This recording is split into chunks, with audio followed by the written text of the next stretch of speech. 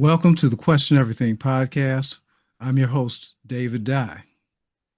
Consciousness is something most people don't think about until something shifts their perception of reality. Whether through life experience, introspection, or in some cases, plant medicine, people begin to question who they are and how they see the world. Today's guest, David Mersky, explores consciousness through plant medicine, psychedelics, and the idea of unity consciousness. So today we're going to break down what that actually means and what people should understand before exploring it. David, welcome to the show. Thank you. It's good to be here. Great, great. So when you say plant medicine and consciousness exploration, what does it actually mean?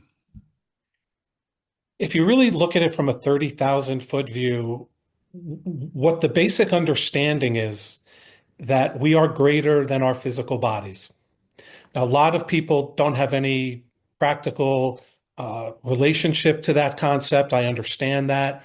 But a lot of people were raised in traditional religions, right? And those religions generally have some concept of who we are, that there is a God figure of some kind or other, and that we go somewhere when we die, right? That there's not just an end to it. And I know there's a lot of debate about that, of course, and some people think, of course, we just go back to the dust and then we end with our last breath. But I think for most people, there is an understanding that there's something more out there. And for those of us who have had the experience of plant medicines and psychedelics, even people with near-death experiences, right? So it's not only limited, of course, to plant medicines, but that is how I really became introduced to the concept of this greater consciousness.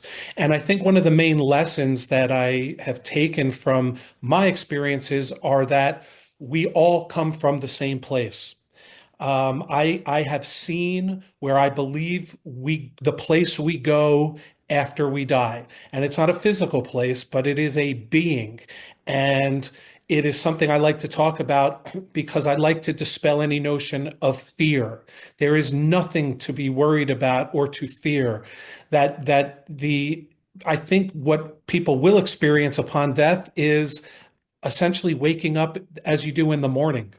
And you hear people frequently talk about NDEs where they say, well, I just was on the operating table, in the ER somewhere, and all of a sudden I'm in a place and I'm fully me, but I realize that this is not the physical me that I have grown up with and know.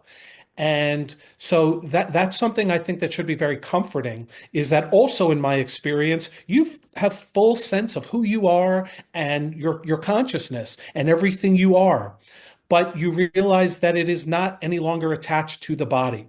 So the main thrust of what I like to talk about is that I like to bring things back to the 3D through the general life, because as interesting as these stories can be, what applications do they have for us? And I think the main thrust of the application are exactly what I have said, that we don't die.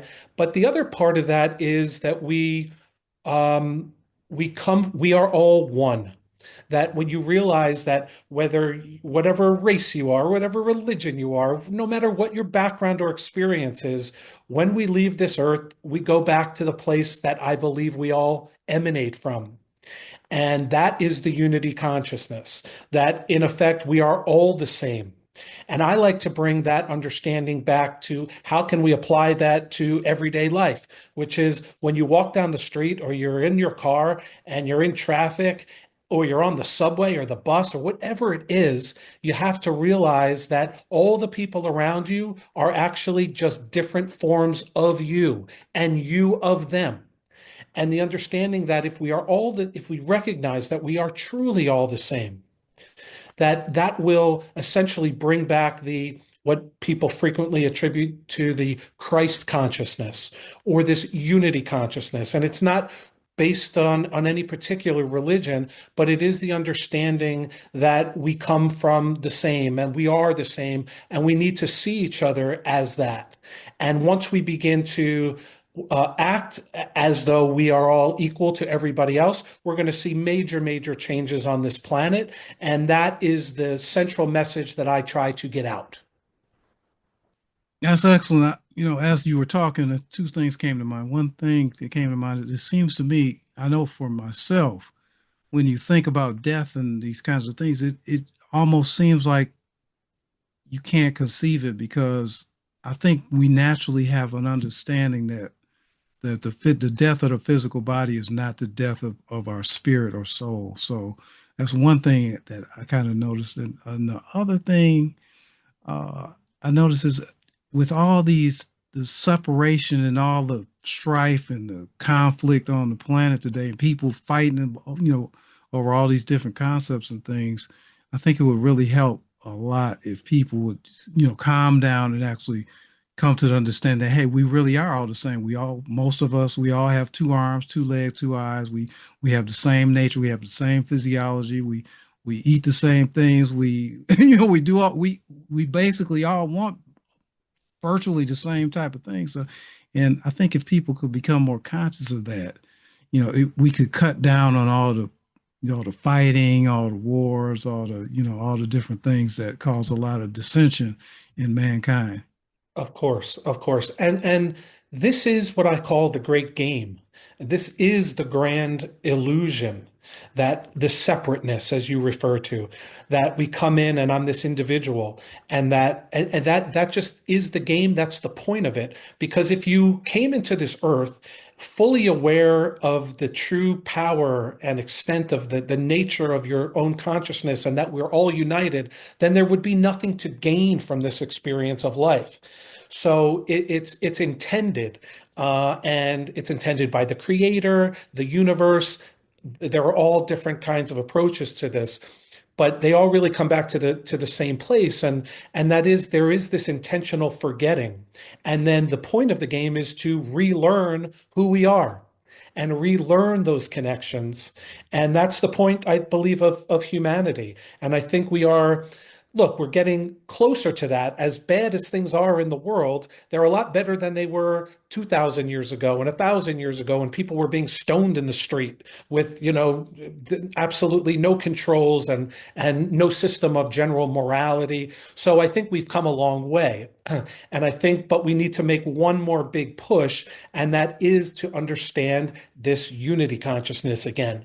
And you're right, because as soon as you do that, all the walls come down, and you realize there's no need to fight with anybody. And these lines that we draw in terms of this is our nation and this is your country, those all begin to fall, as well as the control structures of government and of religion and of the things that we impose upon ourselves.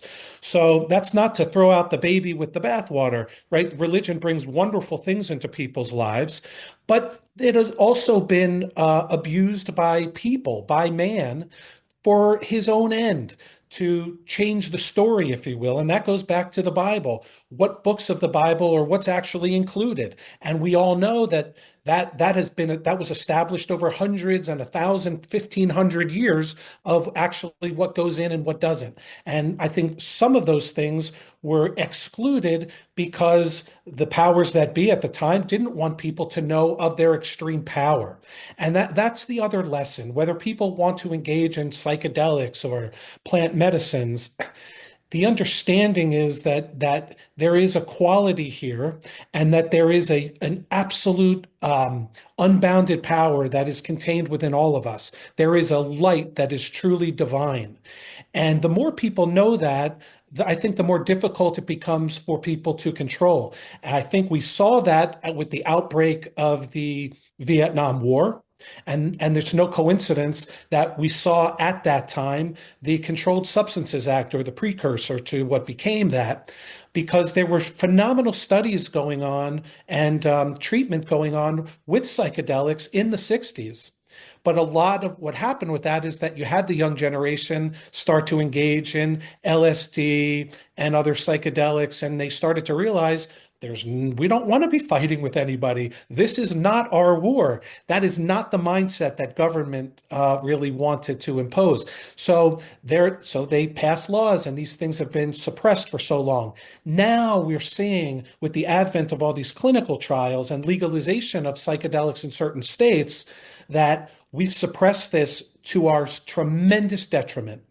And we have made people suffer unnecessarily without the use of these magical compounds and elixirs to be able to really help people with what we now see have developed into PTSD and depression and all these mental health conditions that psychedelics have really shown to be so successful at helping people cope with.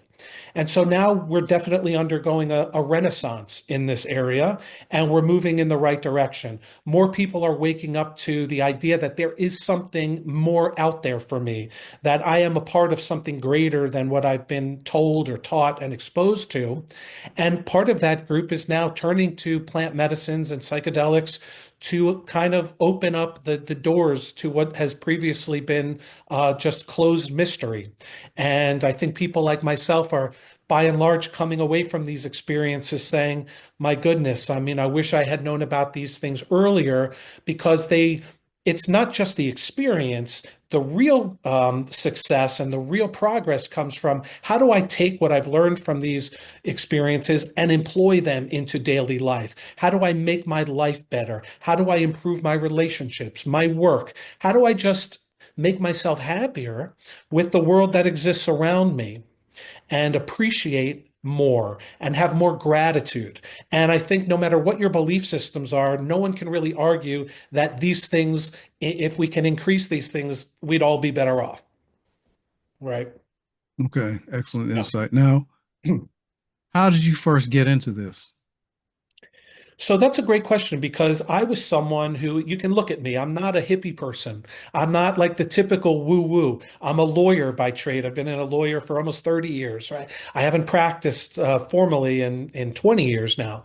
But I have a very conservative bent in a lot of ways around me. And I think people, I think, find it interesting, which I think is something I really lean into heavily. Like someone like you, I'm so surprised that you're into plant medicine.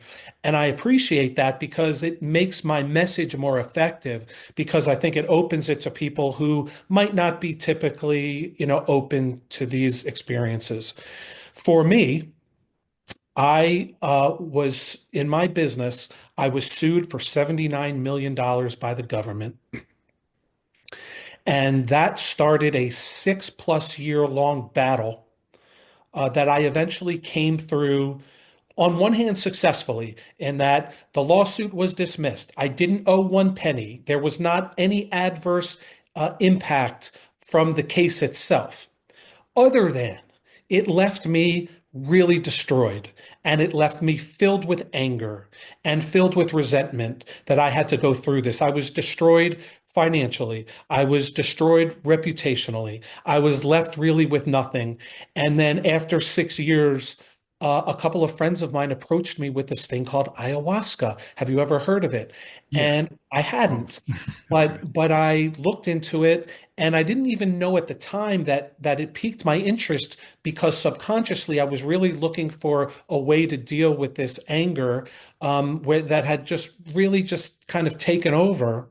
And when I agreed to do it, of course, there you have some time, like a few months of preparation. And I set my intention, what I really wanted to get out of it. And that was primarily that I wanted to be relieved of this anger. And so this occurred in the desert in Tucson, here in Phoenix, totally off the grid. And you really have to surrender to the experience. I mean, you're sitting around a group of people, maybe 15 people that are participating, and about 5 or 6 people that are facilitating and leading the ceremony. And you basically go up and you drink this cup, and it tastes horrible. And then you go back to your mat and you kind of sit and wait for things to happen. And for people that have heard about ayahuasca, very frequently this nausea comes up or this nauseous feeling where you do purge.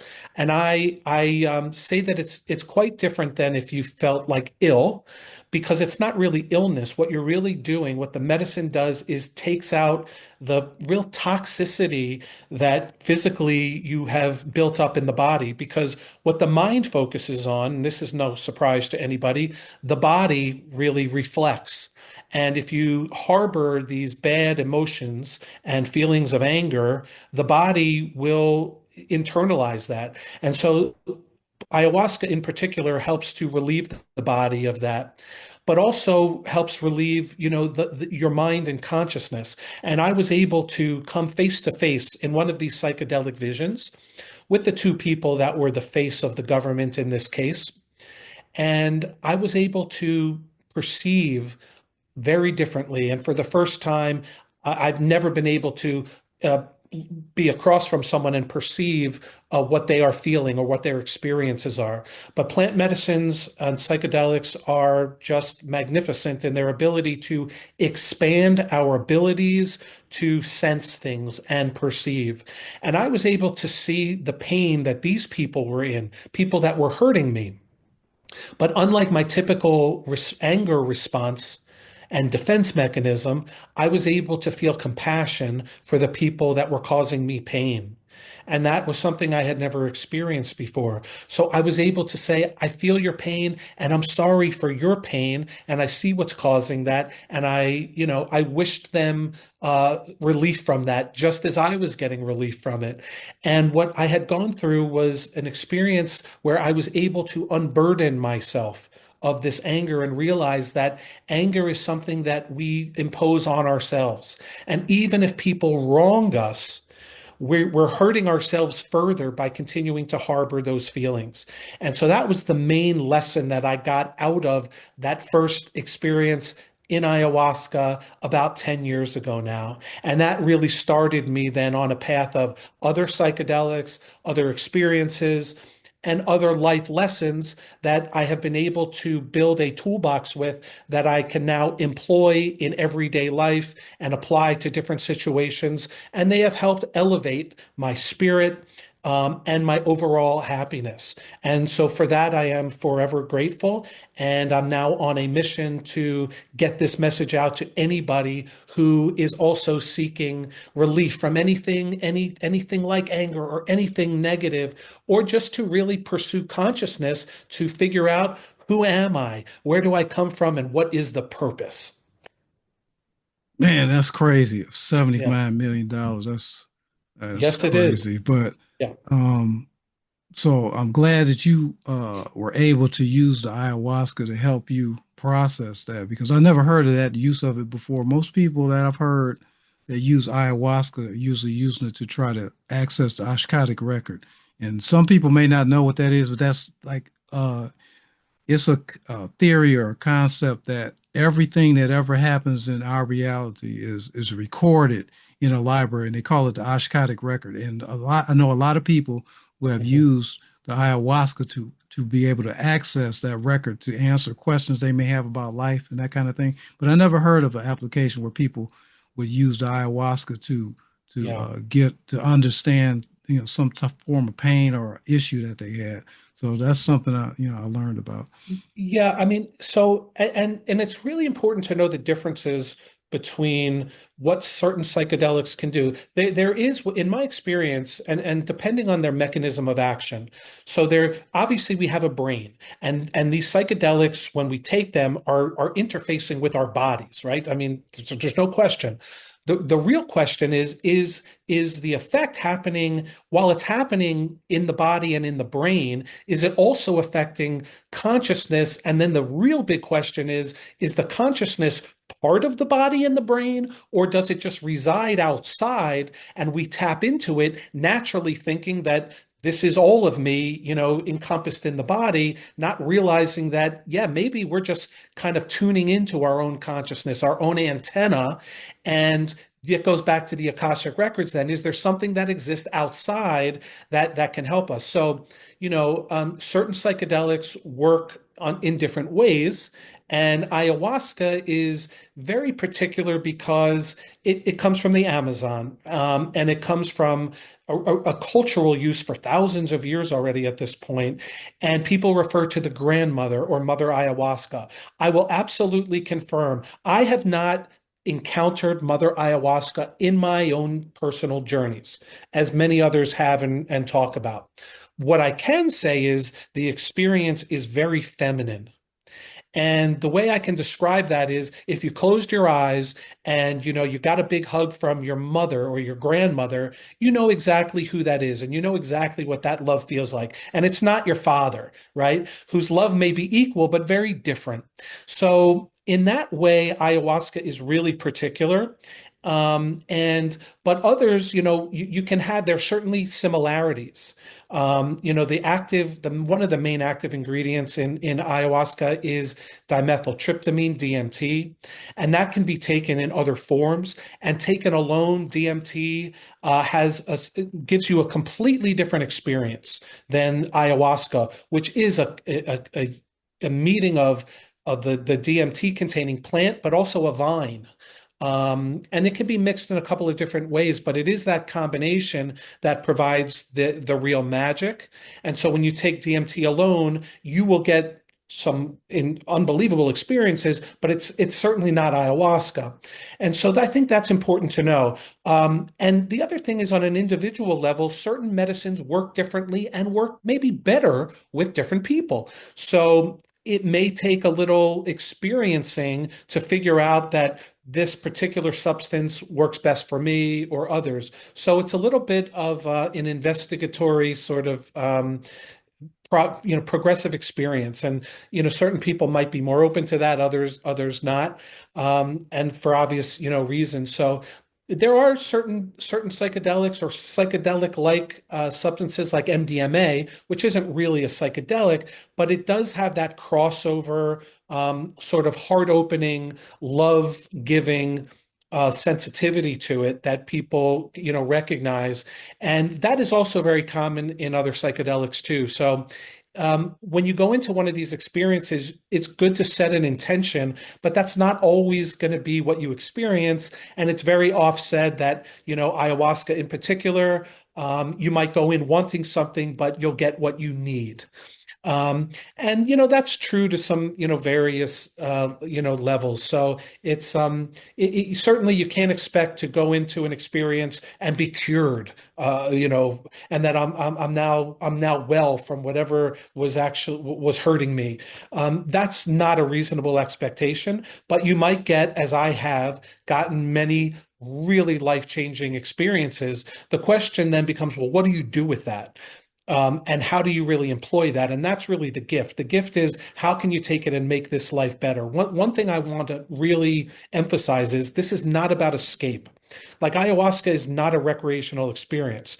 As I've said, you're going to throw up maybe, or you're going to be in the bathroom. And I've gone through experience where I felt like I was sitting in a room. The room is unchanged, of course, where the room feels like it's below zero freezing, and then you're out in the desert like dying like from the heat, and back and forth, and you're in the bathroom and then throwing up. This is not something you're doing for fun. It's something you're doing for real, just your investigation of who you are and who your soul is.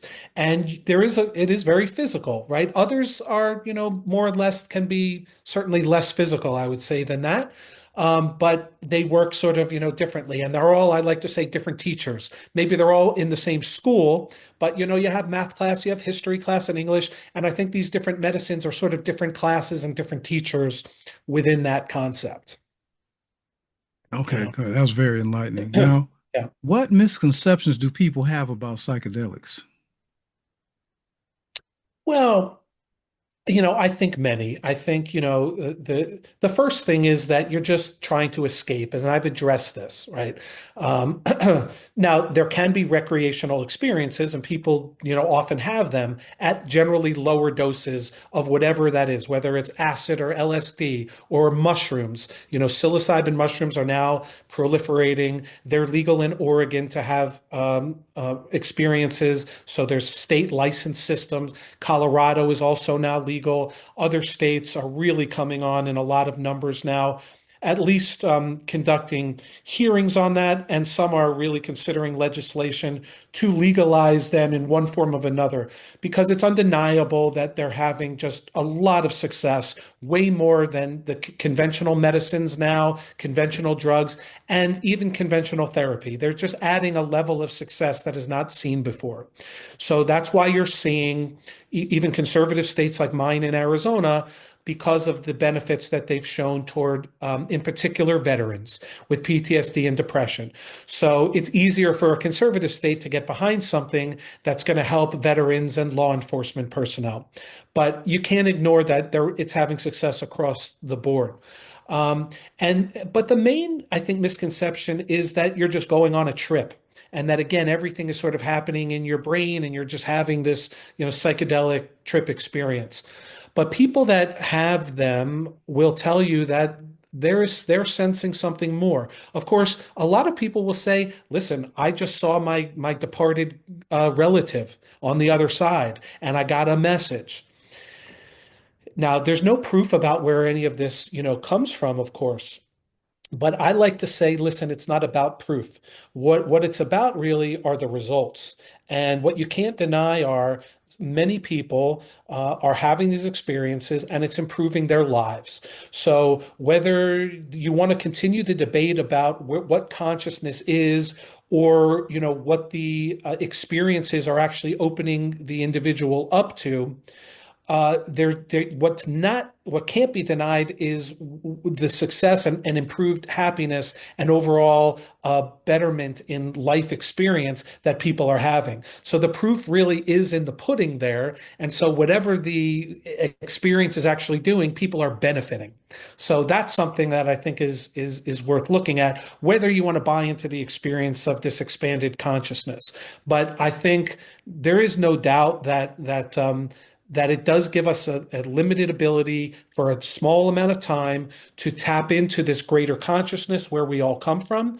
And if we can bring things back from that experience to help improve this life. So that's really what I want to say about it. It's all about experience, how you can improve who you are in an everyday life and how you can appreciate all of the little things that you probably overlook day to day. Like, for instance, waking up in the morning. How many of us wake up and say, thank you, Lord, or thank you, universe, or thank you, God, that I woke up this morning? And if you can start the day with gratitude, that will really go a long way to improve your general happiness, because it's so easy for us to look at the things we don't have. And I think psychedelics give us a new perspective where we can look at small things and say, that's beautiful. The bite of an apple, how wonderful is that? Oh, sitting out in nature and having this cup of coffee in the morning and sitting with my dog. Those are things that we overlook, and especially when people are going to a job that they don't like and have to go punch a clock, they feel misery. And I've been there, right? So I have felt these things myself. Instead of realizing I'm alive, I can walk. I may not like this job, but I have legs. And for someone who has no legs, they would give everything they could to be me to go to this crappy job today. Now, that's something that once you think about for a minute or two, you can start to kind of realign your priorities, and just start with thanking the universe and being happy for positive things. Like, can I wake up today? What do I have that I can list a few things to be positive for? And everybody has these things. And if you can just focus on that, then the things that are negative sort of drift away more. They don't have as much prominence. And you'll see that more positivity will come into your life, because what I believe through the psychedelic process is that it is all about energy, and we have the ability to influence the world around us. Now, you can't influence it to the point where I can snap my fingers and make, that blue wall green, and I can't shut the sun away, and I can't, take an illness that my relative has and make it go away. But I say like a pinball machine, you can nudge it though. You can nudge it a little bit, and over time, um, emanating that positivity will have unbelievable benefits, even if you can't perceive them on a day-to-day basis. You know. Excellent, excellent. Now, for people that may want to have a psychedelic experience, do you have like a framework or some type of guide or some tips for them to actually have that psychedelic experience and turn it into something valuable to their experience? Yeah, so there are different choices now. And unlike when I started 10 years ago, there are a lot more options for people, and they're very local. And you don't have to spend a lot of money to get them. Now, some of these excursions and the ones that I organize, especially those that are international, they're going to be a lot more costly. Obviously, because there's travel involved, and you're going to, resorts or retreat centers.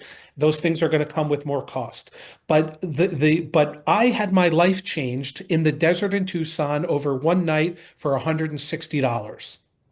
Okay. Now it might be a little bit more expensive, so I highlight that for a reason, but it might cost you, a few $100 or maybe 500, $700 for kind of like a weekend. Okay. But that's doable for many, many people, especially if you really feel called and the need to do that.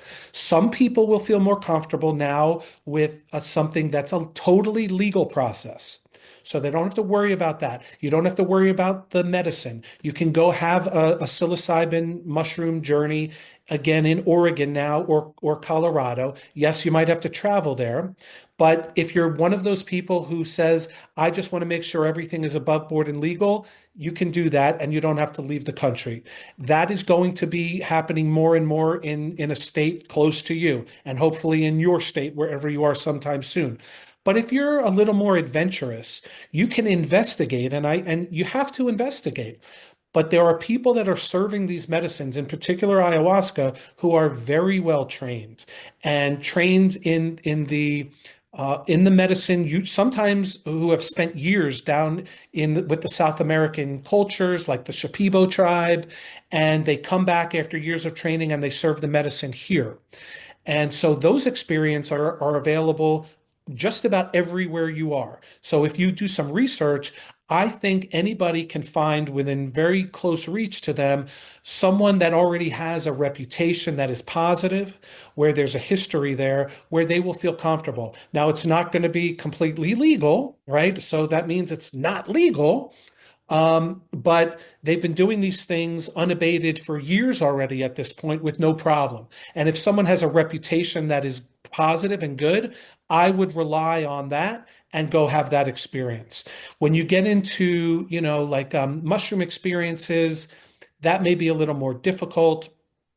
But another thing that can be served everywhere now, people are hearing about, although not a psychedelic, is ketamine.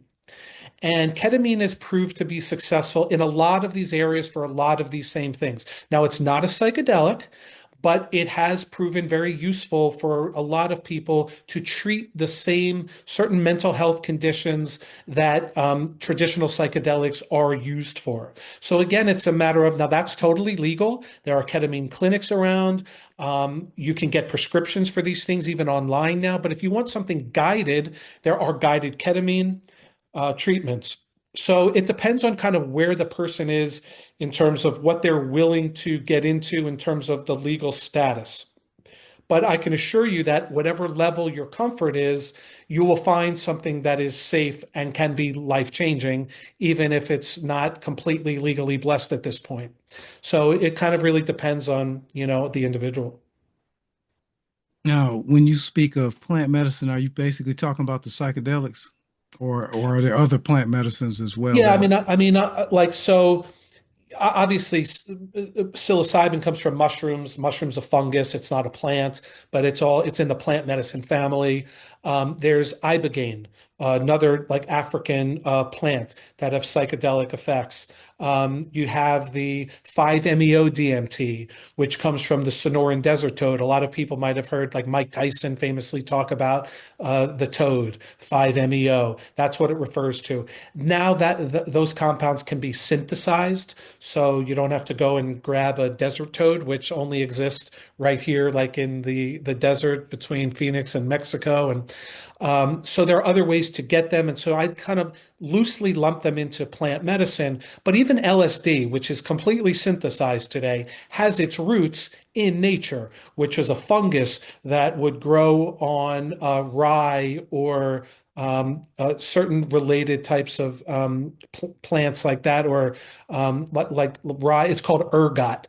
And so Albert Hoffman, when he sort of rediscovered LSD, that's what its genesis was, and that was developed primarily to deal with a pain, a headache, pregnancy pain, and migraines. And then, of course, you find that, well, it has, these other type of effects. MDMA, similar, is it's completely synthesized and man-made, yet it works similarly. So when I say plant medicine, some of them really come from the plants, like ayahuasca and ibogaine, and others are, exist in different forms of nature. But, I've sort of changed my outlook on these things to say nature is nature. And whether it's the plant that's growing outside or to the point where we've evolved where we can synthesize some of these compounds, don't look upon them like as being anything less, because we're using our evolution and our intelligence to be able to manufacture these compounds for the good. Now, obviously, there are compounds out there and synthesized drugs that are not good. But if you look at the ones that have these psychedelic effects, they're generally all very positive on the one hand, and also non-addictive and non-toxic. So you can't really overdose for the most part on any of these things. So that's, those are things to look at. They are generally, there's a phrase that comes out of the research where they've been termed freakishly safe. So, I want to convey the message that, yeah, there are safe and very loving experiences. If you do your research, like anything else, you will find a good practitioner near you. Okay, okay. Oh, that's really good to know. Now, Yeah. do you think there's a danger in people chasing experiences instead of doing the real, spiritual work or self-work to improve themselves or improve their condition in life? Psychedelics are not for everybody. And they're not the only thing that somebody can employ in for their own mental health. It's a tool. Um, Many people have found that use of psychedelics in conjunction with conventional therapy or other spiritual work they are doing have just been an unbelievable bonus. So I never like to say, I'm not a mental health practitioner. Um, don't go to therapy anymore. Absolutely not. Now, on the other hand, people have referred to psychedelic or an experience as being like 10,000 hours of therapy in one night. And I do concur with that. People can make tremendous strides that they might not have gotten to in conventional therapy. That is not to put therapy down in any way. A lot of people use them, together. So again, it's up to the individual. Is this something I'm comfortable with? And a lot of people use both. And I think the individual has to find that right combination of things for them that really works best. You're not going to do psychedelics on an every day, on an every week, or even an every month basis, where you might be doing, counseling or therapy on a regular basis. So certainly don't stop doing what's helping you, but you might find, and you might find that your practitioner, your therapist, really finds that you've made leaps and bounds in terms of strides that truthfully they've been unable to get out of you, even if you've been in therapy for quite a long time. But again, that doesn't mean that the therapy is not useful. It means maybe now the psychedelics have been able to unlock something where the traditional therapy can really be more useful than it has ever been. And so, there are no hard and fast rules. And I'm certainly not anyone to prognosticate or say, do this or don't do that. And I'm not a guru, right? What I have done is experience something that has opened up a light and an understanding in me that is available to everybody. And some people are not going to want to take part in that. That's okay. Not everyone's meant to. I don't judge anyone for not doing it. But for those that are saying, I think there's something else that's out there, or I've had some call in me, and I don't recommend ayahuasca or any psychedelic. What I'm here to do is to say, if you feel there's a call or there's a need in your life, I'm happy to expound on that. And I can get very deep into the weeds in terms of consciousness and getting out there and talking about the interplanetary species and the aliens and how all of these things come to bear on consciousness and who we are as a species, as humans. But you don't have to go out that far. You can say, I don't know about all of that, but I know I did take mushrooms this one night with a guide and it changed my life, or it gave me another perspective. But if you think that you're just going to have an experience and your life's going to be different without putting in the hard work of what we call integration, which is after the experience, how do I integrate that into my daily life as in a very practical way? That's what's actually needed. Otherwise, you could have the most magical experience of all time. You could confer with aliens who talk to you about the world and this and the future and everything else. But you will, within 2 weeks, come back into your life. And if you don't put in an effort, you will fall back into your old patterns. And like that experience it will almost be as if it didn't exist because you're not really using the benefit of what the experience really offer to you, which is an opportunity to better yourself for the long run. Now, is there some type of general framework or some type of model for people to, to integrate their experiences they have when they take psychedelics so that they can actually, experience a long-term benefit? So similarly, we are now at Sabonic we're putting together a protocol that is unique to us. Everyone has a different take on integration, but there are practitioners now who have nothing to do with how you get to the psychedelic experience. What they're there for is to say, if you've had one, I'm here to help you integrate. And that is, people are offering all different kinds of flavors in that. One thing we're doing in addition to integration is offering AI-based diagnostic tools. And that seems interesting. But from my perspective, I think that AI is also another form of advanced intelligence.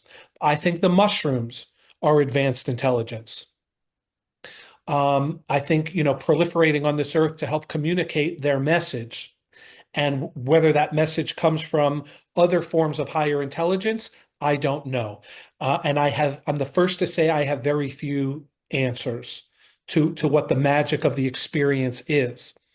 But people are then offering now these integration programs, and so they're not focusing on the experience, but how I can help you afterwards. These things are now proliferating. You're going to have to do your homework to find the right one, for you.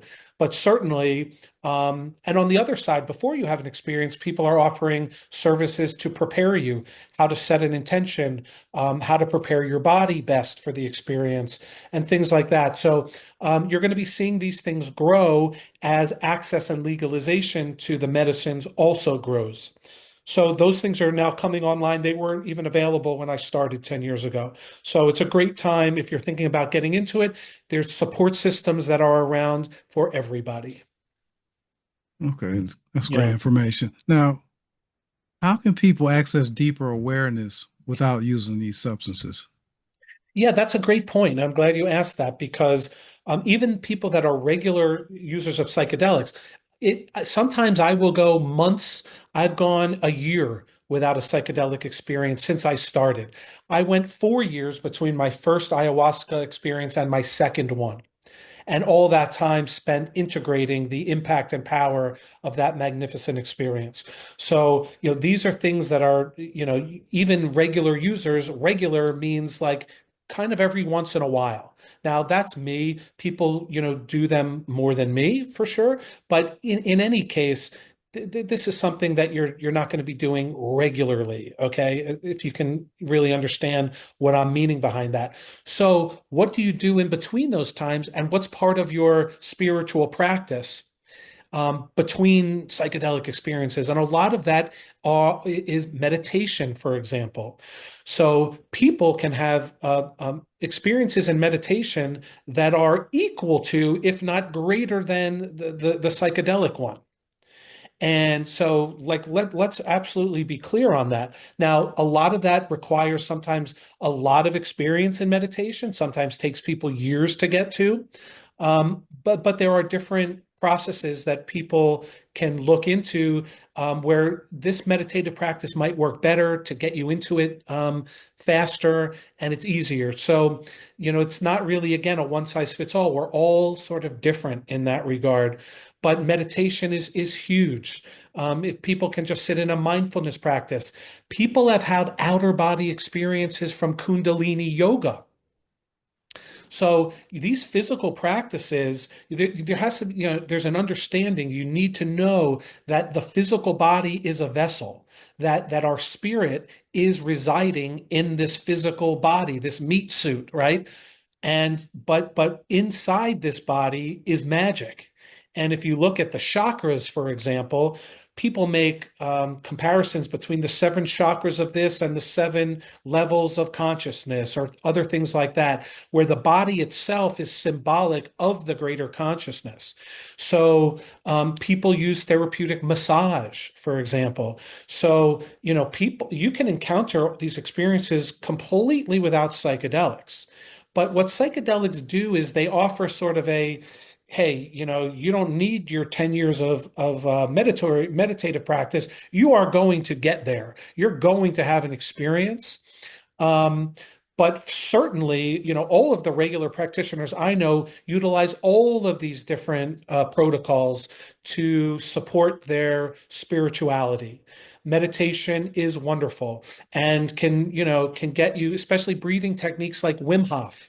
If people have heard of Wim Hof, and it's like an in and out breathing, an in and out breathing. And what you're doing is you're pushing up the fluids of the spine into the head, ultimately through the chakras.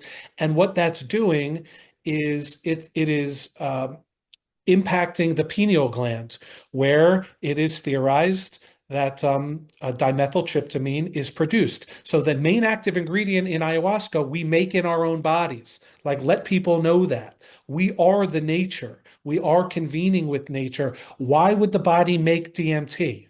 This the most powerful psychedelic that, by the way, today in the United States at the federal level is a Schedule 1 controlled substance. And you make it in your body, and it's contained in thousands of plants. Why? So the bigger question is, why would that happen if we weren't meant to use it in some way? Why is it contained in the plants? And what are our relationship then between our bodies and the plants? And I think that really, once you get some experience in these areas, you realize that nature itself, we are a part of this bigger picture. The plants and the trees and Mother Earth, we are all part of the same system. And so we're here on this earth. We must take care of this planet. We must take care of each other. And the planet is here, like the trees give us oxygen. It's a very symbiotic relationship. And so we can use all different forms of these practices, understanding that we have the power that resides in the body. And the main power that we have to use that is the breath, because you don't have to pay for it. You can take it anywhere you go. And if I want to increase the effect of DMT in my own body, I don't need external DMT to do that. I can use my breath work to stimulate my pineal gland. I will say that my first smoked DMT experience, so not ayahuasca, but synthesized DMT, it's very, very strong. You smoke it, and within seconds, you are going somewhere. You are out. And the place that I went to, I call heaven, because when I got there, I was the same David.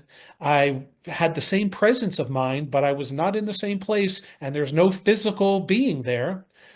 But what I realized was, number one, I felt this overwhelming sense of love and overwhelming sense of peace, like a newborn baby in its mother's arms, where you just feel you know nothing except unbounded love and unbounded peace. And and what was strange in that is that I had an understanding that I come from this place. And I was surprised by how well I knew it. Now, again, on one level, this is totally new to me. I'm having this crazy experience, but I'm also talking to myself saying, I know this and I'm surprised. And why do I know it? And then I said to myself, I have to tell people about this because this is the most magical thing anyone could experience. And then a voice came to me and it said, this isn't for you to tell. This is just for you to experience. And so just sit and experience it because this is what can be. And this is what true nature is. And this is what I think the purpose of our life is as humans. And it is love. It's very, very, very simple. We complicate things a whole lot here because we're in a material world and we want to get things and we want to make more money and we want to buy the new this and the new that and the new iPhone and all of it, right? But when you come down to it, if you're very successful in this life monetarily and you have all of the material things, I have yet to find one person that can take it with, right? As they say, that you just, no one escapes with any of it. So it's great. But when you get to the end of your life, if all you've done is work for that material wealth and you've sacrificed everything to get it, what have you actually achieved? And the first thing you will realize upon your passing is that you didn't make as much out of this life as you could have. Material things are wonderful. Okay. This is a material place. So we have to play the game of the 3D and materialism. And I'm big on that. And I'm big about, financial success. There's nothing to take away from success. It's great to strive and persevere and accomplish. And, money is a kind of a reward for those efforts in a lot of ways. And it can buy you things and you can take care of people. And if you use it in that way, wow, what a wonderful thing. Money is great. But the real thing, if when you leave this world, that you'll realize is what was the only thing that is important, and it's love. It seems so simple and so corny, but that is the only purpose of what we're here to do. If you can show more love to people, and here's the one thing psychedelics really have taught me, show love for yourself. Because the hardest thing to love oftentimes is yourself. We are so often our worst and hardest critics. We are mean to ourselves a whole heck of a lot. Whether we realize that or not subconsciously, we ding ourselves a lot and very regularly. And we need to be our own biggest champion. And when you do something well or you're happy about something, pat yourself on the back. I do that. I pat myself on the back sometimes. I say, David, good job, buddy. I talk to myself as like I'm a different person sometimes because you need to tell yourself that you are worthy of so much love. And if you're not going to tell yourself that, who is going to tell you that? And you have to be worthy of that in order to receive it. And so that's a big part of my message is self-love. And if you can love yourself, you're then in a much more expanded position to love others. And think about this. If everyone woke up, as I'm saying in the world, starting with gratitude and love of self, and then go out in the world and to say, can I pass this love on to somebody in some small way today? Can I help somebody? Just help somebody, whether it's someone on the side of the road, whether the other day, I saw an old lady at the supermarket. She couldn't get this thing on the high shelf. I come by and I say, hi, ma'am, how are you today? Can I help you? Oh, yeah, that would be so nice. Here you go. Let me do that for you. Anything like that. That's love. If everyone were to put those things out in their own small way, look what the world would be today. We wouldn't be doing the things we're doing, I could tell you that. So, all of the things are trying to take us away from the true importance, and that's love. That's it. Man, that was a beautiful sentiment. It took you a while to get it out, but man, Yes. it was excellent, excellent. Now, I heard you talk about you have an organization or something. How would people keep in touch with you and get also access to some of the things that you and your organization do in terms of the psychedelics and the plant medicine? So my organization, it's a company, and it's a publicly traded company. We're a microcap public company, so we're small, but the company is called Sabonic, which is cannabis in reverse. Okay, so for people, if it's hard to remember the name, maybe you'll remember cannabis in reverse. Um, our ticker symbol on the stock market, you can go onto your E-Trade or any platform, and you could actually spend $10 if you wanted to kind of to support the mission. Our ticker is SNNC. And so what Sabonic is doing is offering expanded consciousness. We are setting up experiences on the one hand, where you can travel with us we're setting up our next one. We've had some recent success.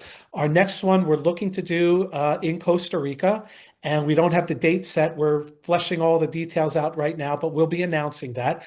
So you can come with us on one of these excursions. We're also going to be setting things up that are more local, probably more local in my area, in and around the Phoenix area. We're also offering these preparatory services and post-journey integration services. We're going to be announcing those things. We're going to be also announcing the use of our AI tool. Um, and so a lot of different, support services. And we're also going to be bringing a product called Moringa to the market, which is not a psychedelic substance. You can buy Moringa in all over Amazon. But what we're looking to do is to bring the real spirituality to the plant back into it, and not just something that you would buy like in a bottle at a pharmacy or on Amazon. Like Moringa has healing properties that people use for internally or for skin and hair and other treatments. So it's kind of like an all-encompassing approach. You can contact us at media at syncinc.com. That's SNNCINC. And you can reach me on my social media. My channel is called The Meru Sky, Meru. There's a whole psychedelic story behind how the channel got that name, but that's how people can reach me and do reach me directly. If you're interested or have questions about the experience, whether you want to do something with me or Sabonic, or you just have general questions, I'd love to answer them. So those are kind of the point of contact. And I think we're the only public company at this point that is directly offering psychedelic journeys. So we're kind of a first mover in that regard. And I talk about my personal experiences. I lay it all out for everyone to see in detail about what happened to me, how I got into it, and how these things, can help you. All right, that's excellent, excellent. I'm really glad that you agreed to come on the show because that was some wonderful information. Good, good. I hope it was enlightening to people. Yeah, All right, thanks a lot for appearing. absolutely. I appreciate it. Thank you.